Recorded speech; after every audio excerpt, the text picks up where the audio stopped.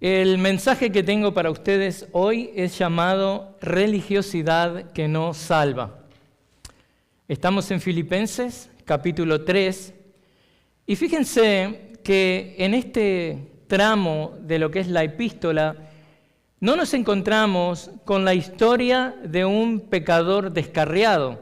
No es lo que vemos que Pablo nos cuenta acá. Contrariamente, él nos habla la historia de un hombre demasiado religioso para ser salvo.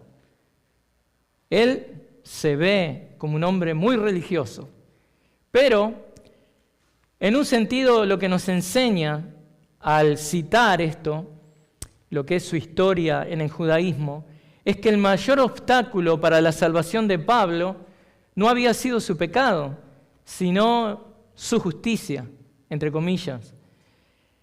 Y eso es exactamente de lo que se trata este pasaje, hermanos. De una religiosidad que parece piadosa, una religiosidad que parece disciplinada, respetable, pero que no salva. Al responder a los falsos maestros que estaban promoviendo un evangelio de obras, el apóstol Pablo hace algo sorprendente. Abre su propio pasado religioso, pero no para que, aprendan de él como algo a imitar, sino todo lo contrario, que aprendan y aprendamos de eso como algo a no imitar. En Filipenses, capítulo 3, versículos 4 y 6, el apóstol Pablo nos muestra 7 credenciales que él una vez consideró que eran ganancia, pero que en realidad no podían salvarlo. Y al hacerlo, nos enseña que hay distintas formas de confiar en la religión en lugar de confiar en Cristo. Por eso, el nombre del mensaje, religiosidad que nos salva. Veremos 3 tipos de confianza que debemos evitar. Estas son confianzas que debemos evitar si es que queremos abrazar la salvación verdadera. Y Pablo, en estos versículos 4 al 6 del capítulo 3, agrupa todas esas falsas seguridades, las agrupa en 3 grandes áreas. Y vamos a ver que al examinar estos versículos, descubrimos que Pablo no solo está hablando de su pasado, sino que está exponiendo 3 formas comunes de lo que es la confianza religiosa, que muchos todavía viven bajo ese error, porque el corazón humano tiende a abrazar esos errores. Y Pablo aquí no está simplemente atacando la religiosidad, no, hermanos, y esto es muy importante, él está preparando el terreno para mostrarnos que solo Cristo puede ser nuestra justicia. Eso es lo que él hace. En estos versículos Pablo nos muestra que la religiosidad que nos salva se va a manifestar cuando confiamos en la carne, cuando confiamos en lo que heredamos, o lo que es la tradición, o yo puse en mi título del, punto 2, en la cuna, lo que heredamos, y esta religiosidad que nos salva también se manifiesta en lo que veremos en el tercer punto, cuando confiamos en lo que hacemos para ganar el favor de Dios. Escuchemos ahora la palabra del Señor en Filipenses capítulo 3, versículos 4 al 6. Si está ahí conmigo, por favor, abra su Biblia. Dice Pablo, aunque yo mismo podría también confiar en la carne. Si algún otro cree tener motivo para confiar en la carne, yo mucho más. Circuncidado a los 8 días de nacer, del linaje de Israel, de la tribu de Benjamín, hebreo de hebreos. En cuanto a la ley, fariseo. En cuanto al celo, perseguidor de la iglesia. En cuanto a la justicia de la ley, hallado irreprensible. Y al leer estos versículos, notamos que Pablo está presentando una lista de credenciales religiosas en las que él mismo confió antes de conocer a Cristo. Y al examinarlas nosotros, a esas credenciales religiosas, si somos cuidadosos, vamos a ver que todas ellas se agrupan en 3 grandes áreas de confianza equivocada. No pongamos nuestra confianza en esto. Por eso nuevamente el título, hermanos. El título del mensaje tiene que ver con lo que vamos a hablar hoy, religiosidad que nos salva. Y estas confianzas equivocadas son estas: confianza en la carne, que va a ser nuestro primer punto; confianza en la cuna o lo que heredamos o en las tradiciones, que va a ser nuestro segundo punto; confianza en la conducta. A la luz de estos versículos, Pablo nos deja 3 advertencias. Estas son advertencias para que no pongamos nuestra confianza en la religión, sino que abracemos la salvación verdadera que solamente se encuentra en Cristo. Y estas advertencias, hermanos, se manifiestan en 3 tipos de confianzas que debemos evitar. Y debemos hablar a otros para que eviten este tipo de confianza. Porque esto no salva, solo Cristo salva. Y lo primero que veremos acerca de la religiosidad que nos salva es, esa religiosidad que nos salva pone la confianza en la carne. Ese es nuestro primer punto. Cuando Pablo se refiere a la carne, no se está refiriendo al pecado moral. Oh, estás en la carne. Él usa una palabra, sarx, en griego, que también se usa, como la usa él acá, para referirse a los logros humanos, a la identidad religiosa de la persona, a cualquier mérito de índole personal que la persona cree que puede traer delante de Dios para ser visto con favor. Esto se refiere a poner la confianza en cualquiera de estas cosas, y esto es peligroso porque desvía a la persona de la religión verdadera, que es Cristo Jesús, lo que Cristo hizo. En realidad, solo hay 2 tipos de religiones en el mundo. Una es la religión del logro humano y la otra es la religión del logro de Cristo. Solamente esas 2 religiones hay. Pero veamos un poco más en detalle el peligro de la religión del logro humano. Esa es la idea de que mi salvación depende en gran medida de mí.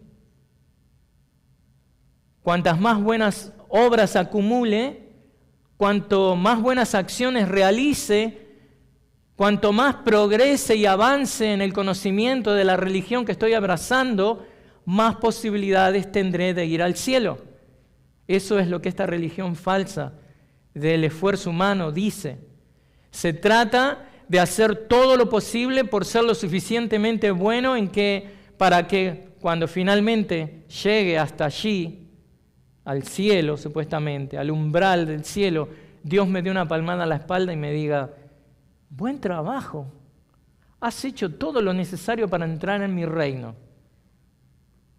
Y eso es un error de connotaciones eternas, un error que lleva al infierno eterno, hermanos. Hay una vieja leyenda que habla de un hombre que murió y en los umbrales del cielo se enfrenta al ángel Gabriel. Y el ángel Gabriel le dice al hombre: así es como funciona esto. Necesitas 100 puntos para que te deje entrar. Necesitas 100 puntos para llegar al cielo. Dime todas las cosas buenas que has hecho y te daré un número determinado de puntos por cada una de ellas. Y tienes que juntar 100 puntos. Cuanto más bueno sea el trabajo que cites, más puntos obtendrás por él. Cuando consigas 100 puntos, entonces podrás entrar. Esto obviamente es una historia, hermanos. No es enseñanza bíblica. Pero el punto es que el hombre dice: de acuerdo. Y empieza: bueno, estuve casado con la misma mujer durante 50 años y nunca la engañé, ni siquiera en mi corazón. Entonces el ángel le dice: eso es maravilloso. Eso vale 3 puntos. 3 puntos, dice el hombre, incrédulo. Bueno, ¿qué le puedo decir? Bueno, ángel Gabriel, asistí a la iglesia toda mi vida, apoyé el ministerio de la iglesia con mi dinero, con mi servicio. ¡Genial!, dice Gabriel. Eso sin duda vale 1 punto. ¡1 punto!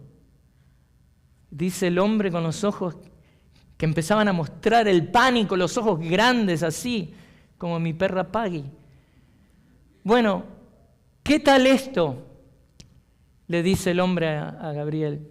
Abrí un refugio para personas sin hogar en mi ciudad y alimenté a cientos de personas necesitadas durante las fiestas. Fantástico, dice el ángel Gabriel. Eso te da 2 puntos más. 2 puntos, gritó el hombre, desesperado. A este ritmo, la única forma de entrar al cielo es por la gracia de Dios. Adentro, le dice el ángel. Hermanos, lo que enseña eso es que verdaderamente entramos al cielo por la gracia de Dios. No hay obra que podamos hacer para ganarnos el cielo. Dependemos de la obra que hizo Cristo en la cruz del Calvario. Dependemos de Cristo, quien es la única religión verdadera, porque Él es el camino y la verdad y la vida. Y si tú estás aquí en esta tarde sin haber abrazado a Cristo, sin haberte arrepentido de tus pecados, creyendo de que puedes llegar al cielo por tus propias obras, o que puedes llegar al cielo diciendo que puedes complementar la obra perfecta que Cristo hizo ahora con tus buenas acciones, ese error te está llevando al infierno. El hombre, la mujer, no puede justificarse delante de Dios. Y lo que Cristo hace por el pecador no es solamente perdonar sus pecados, es justificarlo delante de Dios. Es revestirlo de las vestiduras blancas de la justicia perfecta de Cristo. Por eso tú necesitas a Cristo. Hoy hablamos de religiosidad que nos salva, pero también para ponerlo de contraste, para mostrarte a aquel que sí salva, Jesucristo, el Hijo de Dios, quien vivió la vida perfecta que tú y yo no podíamos vivir, y fue a la cruz a pagar por tu pecado y por el mío, para hacernos aceptos delante del Padre, para revestirnos con la justicia divina, para hacernos miembros de la familia de Dios. Las religiones falsas llevan a las personas a confiar erróneamente de que ellos se pueden justificar por sí mismos delante de Dios. Y como vemos, bromas aparte, ¿no?, de esta ilustración, es que el hombre tiene la inclinación natural de poner la confianza de su salvación en las obras que haya hecho para merecer esa salvación. Y el mundo está completamente lleno de estas falsas religiones. Podemos pensar en muchas religiones. El Islam, el mormonismo, los testigos de Jehová, el catolicismo y así sucesivamente. De hecho, todas las religiones del mundo, excepto el cristianismo bíblico, son religiones basadas en los logros humanos. Se trata de lo que puedo hacer para ser lo suficientemente bueno para ser salvado. Miren esto. Seguramente les ha pasado a ustedes. Yo he oído a gente decir que pone sus buenas acciones en un plato de la balanza y luego pone sus malas acciones en el otro plato de la balanza. Y si las buenas acciones superan a las malas, entonces son aceptados, son buenos. Eso es lo importante, dicen. Solo tienen que asegurarse de haber hecho más cosas buenas que malas. Esa es la idea. Se trata de el esfuerzo de ellos. Y esto es erróneo. Esto no es bíblico. Quien ha inclinado la balanza completamente a favor del pecador es Jesucristo, por su obra perfecta en la cruz, por haber vivido la vida perfecta que ustedes, y no, yo incluido en el ustedes, tanto ustedes como yo, no podíamos vivir esa vida. Así que existe, hermanos, la religión del logro humano que abarca todas las religiones del mundo y luego está la verdadera religión que es el cristianismo bíblico. ¿Y qué es lo que estamos aprendiendo de la palabra de Dios cuando la abrimos? ¿En qué consiste el cristianismo bíblico?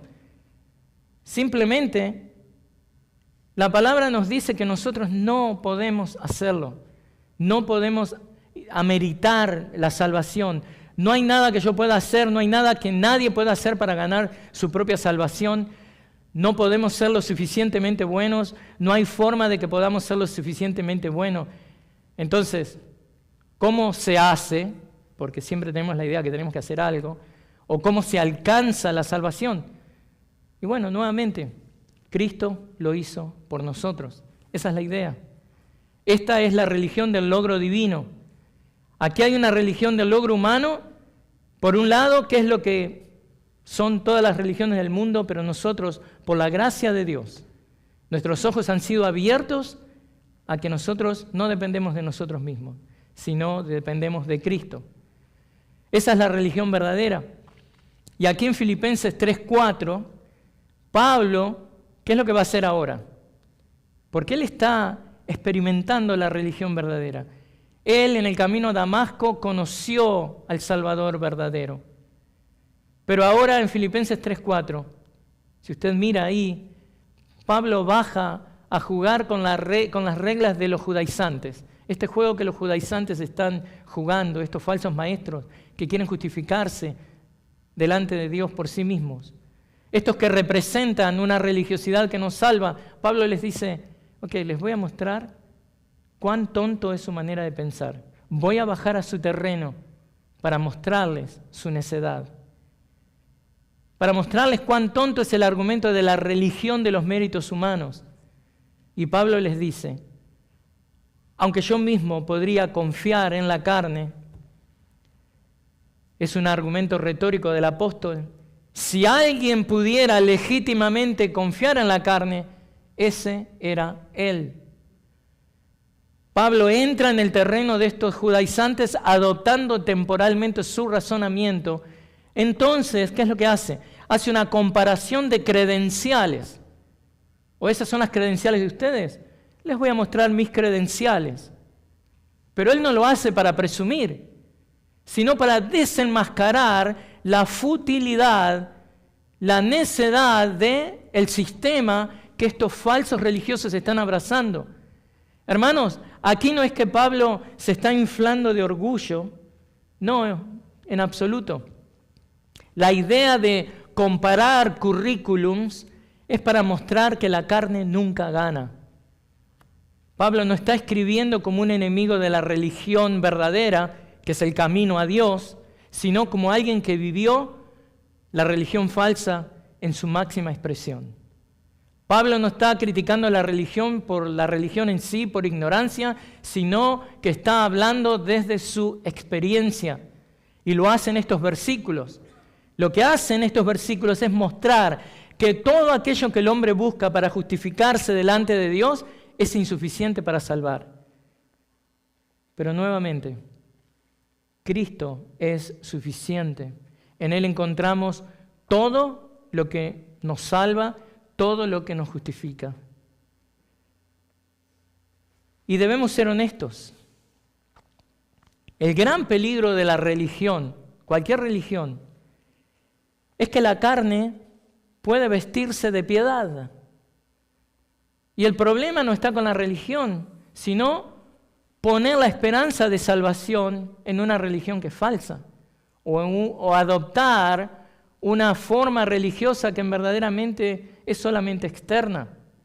No ha habido un arrepentimiento sincero y verdadero que es confirmado, corroborado con una vida que ha sido transformada por Dios. Y sobre todo, el problema, el peligro es que el religioso tiende a medir su espiritualidad comparándose con otros. Es muy fácil de hacer eso en la iglesia. Es la confianza mal ubicada que produce ¿qué? Orgullo espiritual, produce una falsa paz. Y al hacerlo, quita los ojos de Cristo, el único Salvador dado a los hombres. Por eso Pablo es claro, él no tenía confianza en la carne, aunque tenía motivos para tenerla. Y en la lista de 7 elementos que ustedes pueden identificar ahí en estos versículos, Pablo dice que aunque había renunciado a ellos como camino hacia Dios, aún él podía en un sentido reivindicar o decir, esto era verdad de mi vida, al menos de algunos de ellos. Pero ahora miren esto. Lo que Pablo hace al citar lo que vamos a ver en los próximos 2 puntos, lo hace para dejar en claro que la carne nunca puede salvar. La carne, la actitud humana, aunque se vista de religión, aunque muestre disciplina y buenas obras, si no está mirando a Cristo, si no ha mirado a Cristo, si no depende de Cristo, es, una religión vacía y sin frutos. Porque el corazón humano no solo confía en Cristo cuando confía en Cristo, también en un sentido está confiando en todo lo que Cristo ha hecho por nosotros y lo que Él hace constantemente intercediendo por nosotros desde el cielo. Contrario a eso es lo que la persona confía en su corazón, en lo que Él está haciendo. Y tiende a confiar en un sentido en esas cosas que él cree que es, en cómo es aceptado, pero esto es algo externo. Pero entonces, en este punto 1, que estamos viendo sobre todo partiendo del versículo 4, después de que Pablo nos advierte contra la confianza en la carne, no hagan esto, Pablo da un paso ahora más profundo y toca una fibra aún más sensible. ¿Cuál es? La herencia religiosa. Y acá tenemos que prestar atención, abrir nuestros oídos. En el versículo 5 el apóstol nos muestra que la religiosidad que nos salva también se manifiesta cuando ponemos nuestra confianza, yo lo puse acá en la cuna para que quede más lindo, pero en la herencia, en lo que usted recibió, en quién usted es. Me salió el león de adentro. Entonces vamos juntos al punto número 2, que sale del versículo 5. Esta es la segunda advertencia que Pablo nos deja. ¿Para qué? Para que no pongamos nuestra confianza en la religión, sino que abracemos la salvación verdadera que solo se encuentra en Cristo. En este versículo 3:5, Pablo amplió su afirmación de tener más motivos para confiar en la carne que nadie. Recuerden, él está jugando en el terreno de estos falsos maestros. Y él ahora les muestra una lista de 7 credenciales judías. Esta lista demostraba que ninguno de los falsos maestros podía igualar sus motivos para confiar en la carne. Si alguien podía confiar en la carne, ese era Pablo. Y de estos 7 puntos o credenciales que él muestra, las primeras 4 que están en el 3:5 eran privilegios de nacimiento. Él recibió esto. Por eso nuestro punto se llama confianza en la cuna. No confiemos en eso que hemos recibido, que hemos heredado. Y los últimos 3 puntos que nos va a mostrar ahí, de estas 7 credenciales judías que está mostrando, están en la parte final del versículo 5 y están en el versículo 6. Y tienen que ver con, no herencia, sino elección personal del apóstol. Estos eran logros que demostraban su completa dedicación a la ley mosaica. Esto muestra, el apóstol lo hace a propósito para mostrar su dedicación completa a las tradiciones del judaísmo antes de su conversión a Cristo. Entonces, Pablo enumeró estos honores y credenciales solo para mostrar que ahora no confiaba en ellos. Entonces, vamos a ver en este versículo 4 realidades de la vida de Pablo que en un momento conspiraron para que él pudiera abrazar la religión verdadera. ¿Cuáles son? Bueno, dice, circuncidado a los 8 días de nacer, del linaje de Israel, de la tribu de Benjamín, hebreo de hebreos. Y hay que aclarar que no es que estos sean cosas malas en sí. El problema es que ninguna de ellas puede hacer lo que solo Cristo puede hacer y lograr por el creyente, que es justificarlos delante de Dios. Pero no estamos hablando que eran cosas malas. Estos eran los privilegios religiosos heredados por Pablo. Estas eran las razones de su confianza en la cuna, que él desestima ahora, pero nos muestra a nosotros para advertirnos de que no pongamos nuestra confianza en ese tipo de religión. Dice, si lee conmigo ahí el versículo 5, circuncidado a los 8 días de nacer. Pablo había sido circuncidado conforme a la ley judía. ¿Qué nos quiere decir esto? Él no era un prosélito. Él había nacido judío. Él no era un prosélito, alguien que había adoptado la religión judía, que en un sentido pudo, una vez que adoptaba la religión judía, haber sido circuncidado como un adulto. Sino que Pablo nos muestra claramente, no. Yo soy un judío de nacimiento. Y si ustedes, muchos de ustedes, falsos maestros, judaizantes, muchos de ustedes que son prosélitos, quieren imponer esto como condición de salvación a los creyentes verdaderos, imagínense, yo nací judío, circuncidado al día en que la ley lo requería, circuncidado al 8º día, literalmente en el original, ¿saben cómo lo pone el original griego? Es un 8 día. Pablo era un 8 día. Y en un sentido hay mucha significancia en eso.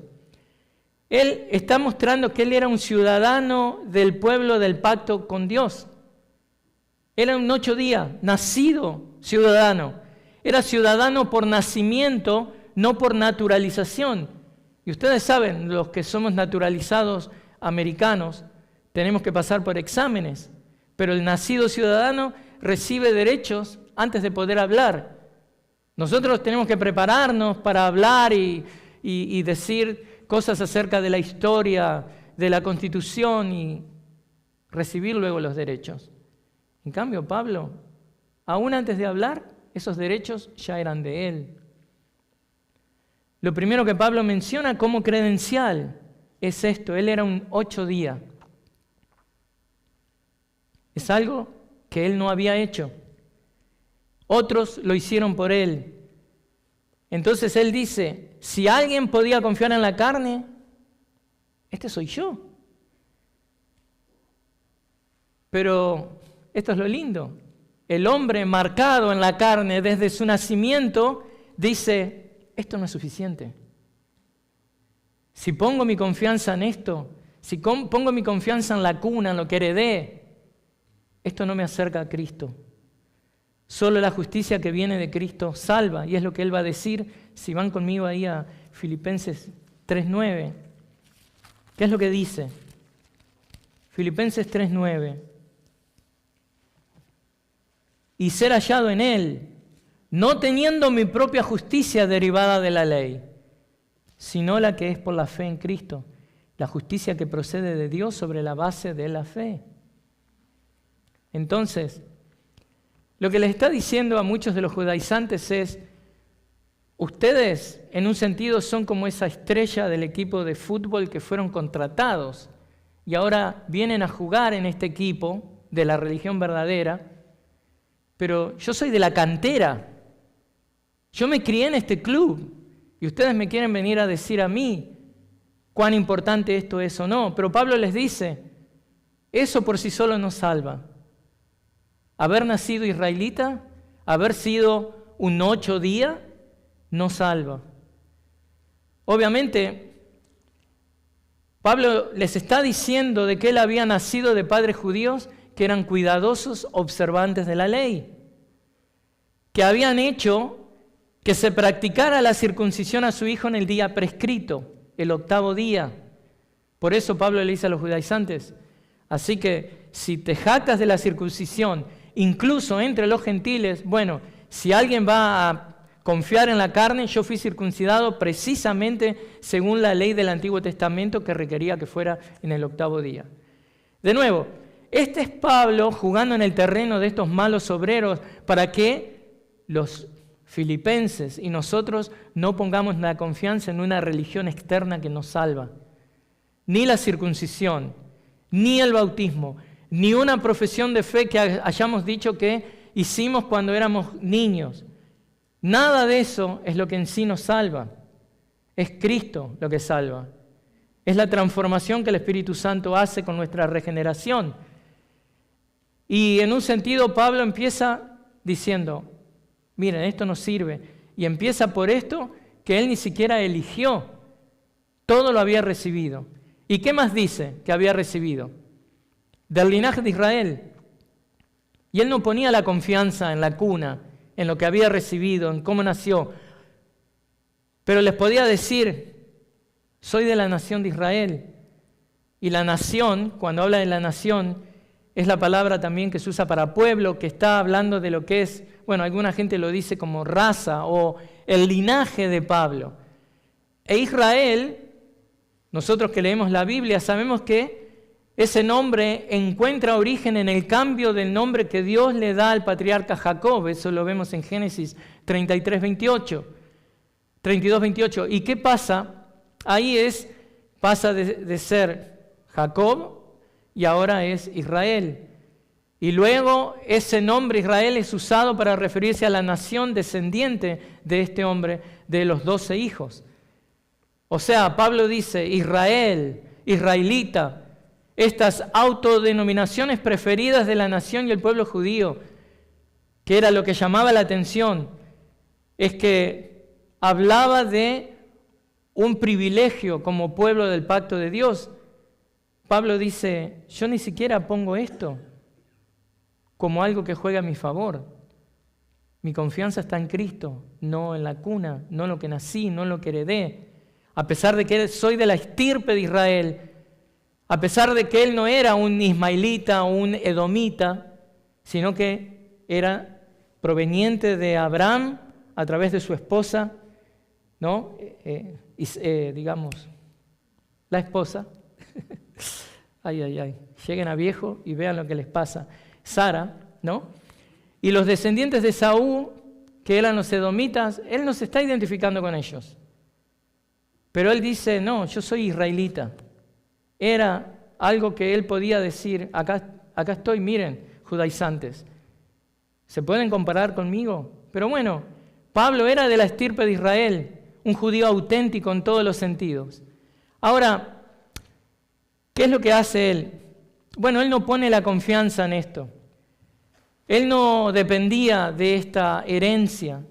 Nada de esto que había elegido, digamos, Dios para Pablo, porque ni siquiera Pablo lo había elegido, él nació en medio de eso, Pablo había recibido todo esto, él no estaba poniendo su confianza. Y tampoco estaba poniendo su confianza en que era de la tribu de Benjamín, es lo que nos muestra ahí. Y hay algo muy importante, hermanos, el hecho de que él habla de que era de la tribu de Benjamín, esto demostraba claramente que él podía rastrear el linaje del cual provenía. Él podía demostrar su condición de judío. Y no solamente eso, él podía jactarse y gloriarse que era de la tribu de Benjamín, porque había un prestigio asociado con esta tribu, un prestigio histórico. Tenía que ver con la fidelidad al pacto, tenía que ver con algo que tocaba de cerca el orgullo nacional. Al igual que los israelitas, por ejemplo, los romanos que estaban escuchando y leyendo esta carta leída, ellos entendían por qué él trae lo de Benjamín, una tribu tan importante, porque los romanos también se dividían en tribus. Los filipenses estaban entendiendo lo que él hace. Y la capacidad de declarar la propia tribu a la que pertenecía, para los filipenses, para el oído filipense, era algo muy importante. Ahora, Pablo no lo hace para que se queden maravillados con eso, sino como diciéndoles, miren, esto no es nada. Lo que me justifica delante de Dios es Cristo. Pero él dice, yo soy de la tribu de Benjamín. Y lo dice en una manera que alguien lo podría decir muy orgullosamente. Benjamín era el último de los 12 hijos de Jacob, era hijo de la esposa favorita de Jacob, ¿se acuerdan? Raquel, ahí sí me acordé. Cuando Israel se convierte en nación, Benjamín tuvo el honor de liderar la batalla. Ese era un honor muy importante. Además, fue de la tribu de Benjamín de donde nació el primer rey de Israel. ¿Cuál era el nombre? Saúl. Pablo, su nombre era Saúl también. Benjamín era la única tribu que se había unido a Judá cuando le declararon lealtad al rey David. Miren esto también, geográficamente, la capital Jerusalén, ¿en qué territorio está? En territorio benjamita. Pablo puede decir, yo me alardo en esto, pongo mi confianza en todo esto. Es más tarde, cuando la nación de Israel se divide en dos, con 10 tribus en el norte, 10 tribus en el sur, Benjamín y Judá forman el reino del sur. Y aunque este reino también fue infiel y termina siendo llevado, digamos, bajo dominación babilónica, era un reino caracterizado por ser más fiel que el reino del norte. Otro benjamita, muy conocido, y que hacía que los benjamitas fueran orgullosos de ser benjamitas. ¿Saben quién fue? ¿Se acuerdan en el libro de Esther, cuando está ese complot para aniquilar a los judíos? Bueno, fue un benjamita, Mardoqueo, quien se entera del complot y salva al pueblo. Entonces, ser benjamita al oído de un judío era algo de orgullo. Así que Benjamín era una tribu enorme, distinguida. Y Pablo dice, yo soy descendiente de Benjamín, pero puedo añadir esto al currículum de credenciales, pero nada de esto me justifica delante de Dios. Y luego también, ¿qué dice?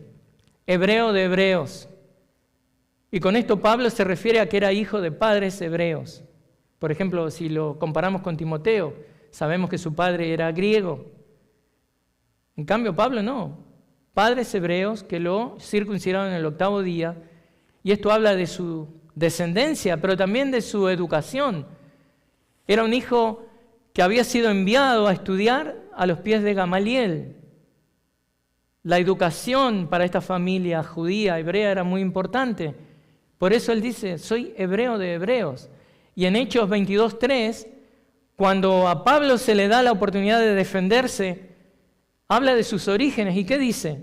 Escuchen esto. Soy judío, nacido en Tarso de Cilicia, pero criado en esta ciudad, Jerusalén, educado bajo Gamaliel, estrictamente según la ley de nuestros padres, siendo celoso de Dios, tal como todos ustedes lo son hoy. ¿Qué es lo que dice? Hebreo de hebreos. Entonces, ¿qué es lo que dice con esto? Que a él no le importa nada de esto, ni su educación. Pero les dice también a los falsos maestros, miren esto, al decirles hebreo de hebreos, les estoy marcando de que la cultura griega, imperante en el momento, no me ha influenciado. La cultura romana que me rodea no es la que me ha dado forma. Yo sostengo y mantengo, hablo el mismo idioma, hablo hebreo, obviamente hablaba griego, se podía comunicar, era el apóstol a los gentiles, pero el punto es que él les está diciendo, miren, si ustedes están tratando de justificarse delante de Dios y mostrar sus credenciales e impresionar a la iglesia filipense con esto, falsos maestros judaizantes, ustedes ni me hacen cosquilla. Entonces, ¿qué es lo que hace Pablo? Sigue adelante, enumerando credenciales, pero no para llenarse él de orgullo, sino para mostrar que la confianza en la cuna de la religiosidad de la gente no salva a nadie. Y esto debe recordarnos a nosotros en el siglo XXI de que haber nacido en un hogar cristiano no equivale a haber nacido de nuevo. La herencia espiritual no reemplaza la fe personal. Como vimos, todo esto, nada de esto eligió Pablo, todo lo recibió. La cuna puede darnos identidad religiosa, pero solo Cristo puede darnos vida espiritual. Y en nuestra comunidad hispana, que muchos de nosotros venimos de países donde somos criados bajo la influencia de la Iglesia Católica, el tema de llamarnos católicos no nos salva. Si no conocemos a Cristo personalmente, no somos salvos. Lo que hayamos heredado como cultura, la religión que heredamos, No podemos poner la confianza en eso, no podemos poner la confianza en la cuna. Esas son religiones que no salvan. Entonces, Pablo nos ha mostrado hasta aquí que ni lo que hacemos, ni lo que heredamos puede salvarnos. Pero el corazón religioso todavía tiene un último refugio. Usted dirá, uy, con todo ese argumento que le dio, se rindieron estos. Pero no, Pablo sabe que el corazón del religioso todavía va a encontrar un último refugio. Si no puede confiar en sus obras, y si no puede confiar en lo que heredó, en su cuna, entonces va a confiar ¿en qué? En su disciplina, en lo que él pueda hacer. Va a confiar o querer confiar en su celo, en su conducta moral. Y es precisamente allí donde Pablo nos lleva ahora. Porque la religiosidad que nos salva también se manifiesta cuando ponemos nuestra confianza en lo que elegimos hacer para ganar el favor de Dios, en vez de confiar plenamente en Cristo. Entonces, eso nos lleva a nuestro tercer punto, que lo encontramos en la parte final del versículo 5 y en todo el versículo 6, y es la confianza que debemos evitar de poner nuestra confianza en la conducta. Pablo nos dice, en cuanto a la ley, fariseo, en cuanto al celo, perseguidor de la iglesia, en cuanto a la justicia de la ley, hallado irreprensible. O sea, les está poniendo bien claro, miren, si ustedes se van a comparar sus logros personales conmigo, va a quedar claro de que no van a poder superarme. Y si yo que les supero a ustedes he aprendido por la gracia de Dios a no poner mi confianza en esto, aún más ustedes deberían confiar en lo que Dios ha provisto a través de Cristo. Entonces, acabamos de ver los primeros 4 elementos que Pablo menciona, eran todos privilegios de nacimiento. Ahora, en estos últimos 3 que vamos a ver, Pablo pasa a hablar de esas elecciones personales que él hizo. Aquí ya no estamos hablando de lo que Pablo recibió, sino de lo que Pablo decidió ser y de cómo vivió su religión con disciplina, con convicción y coherencia. Estos eran logros que demostraban su entrega total a la ley mosaica y a las tradiciones del judaísmo. Y Pablo introduce cada una de estas expresiones, digamos, usando esto, en cuanto a, marcando que hay una evaluación que él hace, bajo el cual él se examinaba a sí mismo y se encontraba ¿qué? Aprobado. Veamos la primera, final del versículo 5, en cuanto a la ley, fariseo. Las maras, las gangas, o como usted les llame, tienen un proceso de iniciación donde una de las cosas que tienen, la mayoría de ellas, para entrar, la persona que va a ser aceptada, y esto lo hablábamos con el hermano Navas los otros días también, tienen que matar. A veces, ponen un número, 3, 4 personas, y van y matan, porque sí, porque lo que van a mostrar es que están dispuestos a hacer lo que sea necesario. Cuando trabajé en el ministerio de la cárcel en California, eso se veía mucho.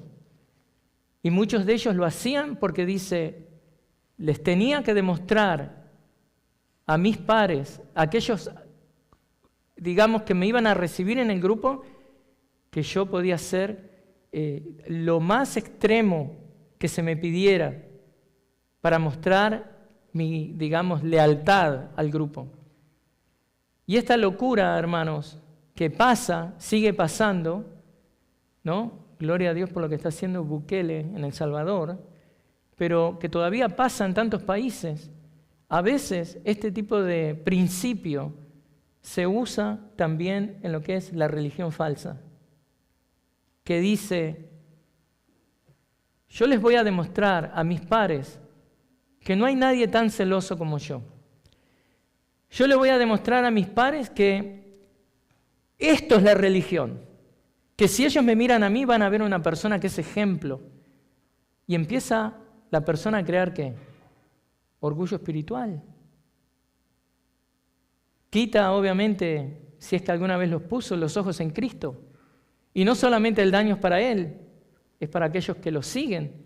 O sea, en definitiva, tú que estás en la iglesia, sí hay modelos para imitar, pero ese modelo para imitar tiene que ser un modelo humilde que sigue a Cristo.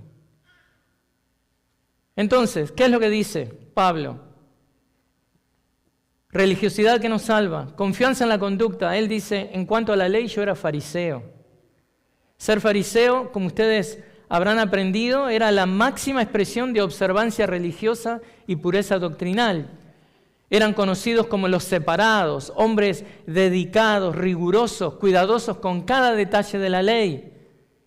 Pablo no era un judío promedio. Él pertenecía a este grupo, el grupo más estricto, más disciplinado, el grupo más respetado del judaísmo. Pablo pertenecía a eso.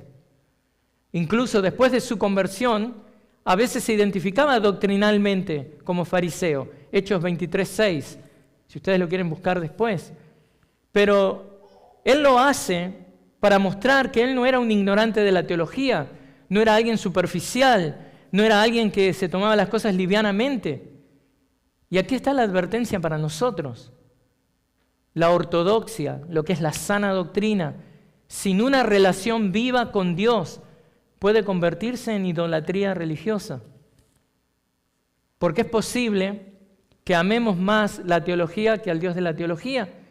Es posible que amamos más nuestros logros, lo que aprendemos, lo terminamos amando más que los logros de Cristo. Entonces, hay otra cosa que Él nos trae. Dice, miren, no pongan su confianza en la conducta, en lo que ustedes hacen. Porque yo, en cuanto al celo, era perseguidor de la iglesia. Y bueno, el ejemplo que les di de las pandillas aplica acá aún más perfectamente. Pablo no solo creía correctamente, según el sistema de doctrina que creía, él actuaba con una pasión intensa. Y la palabra que es usada acá, celos, describe un fervor ardiente. Describe a alguien que está convencido de estar honrando a Dios. Pablo estaba tan seguro de estar en lo correcto que él había perseguido a la iglesia con violencia. En Gálatas 1:13, él mismo confiesa que trató de destruir la iglesia. En Hechos 7, ¿qué vemos ahí? Vemos a Saúl todavía, a Pablo, presente cuando apedreaban a Esteban, aprobando lo que se estaba haciendo. En Hechos 9, iba camino a Damasco, ¿a qué? ¿A visitar? ¿A pasear? No, iba camino a Damasco para arrestar cristianos. Y es ahí cuando Cristo lo detiene. ¿Qué aprendemos de Saúl? Una persona sincera, pero estaba sinceramente equivocado. Y eso también nos enseña algo crucial. Debemos aprender esto. El celo sin verdad no honra a Dios. Conduce al error. Una y otra vez escucho misioneros que quieren ir al campo de misiones y quieren apurarse para ir y no están preparados para ir. Y de paso le digo algo, para nuestra comunidad hispana, que estamos pasando momentos inestables y demás, tómelo de esta manera. Tome el tiempo que Dios le da acá para prepararse, para que si Dios le envía de regreso, usted no va con las manos vacías. Va con un caudal de conocimiento teológico rico que puede ser usado para la gloria de Dios en el país del que usted procede.